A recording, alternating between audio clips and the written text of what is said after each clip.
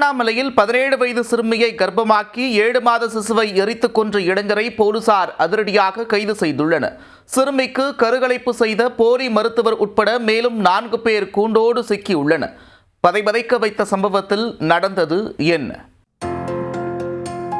17 வயது சிறுமியை திருமண ஆசை வார்த்தை கூறி சீரழித்த இளைஞர் தப்பிக்க முயற்சி செய்ததில் போலி கிளினிக் ஒன்றும் செயல்பட்டது. அம்பலமாகி அதிர்ச்சியை ஏற்படுத்தியது. கிணறு வெட்ட பூதம் கிளம்பிய கதையாக திருவண்ணாமலையில் நிகழ்ந்த சம்பவத்தின் பின்னணி என்ன? திருவண்ணாமலை மாவட்டம் கீழ்பெண்ணாத்துறை அடுத்த மதுராம்பட்டு கிராமத்தைச் சேர்ந்தவர் கல்யாண சுந்தரம்.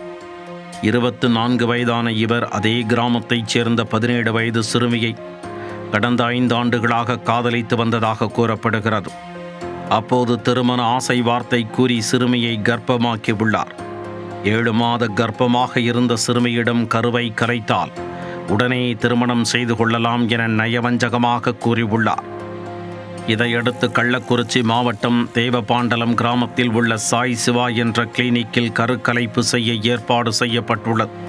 அங்கு சட்டவிரோதமாக சிறுமிக்கு கருக்கலைப்பு செய்யப்பட்டது தொடர்பாக அவரின் உறவினர் ஒருவர் திருவண்ணாமலை அனைத்து மகளிர் காவல் நிலையத்தில் புகார் அளித்துள்ளார். அதன் பேரில் சங்கராபுரம் பகுதியில் போலீசார் தீவிர விசாரணை மேற்கொண்டனர். விசாரணையில் சிறுமிக்கு கருக்கலைப்பு செய்து பிறந்த 7 மாத சிசுவை எரித்து கொன்ற அதிர்ச்சி தகவல் வெளியானது.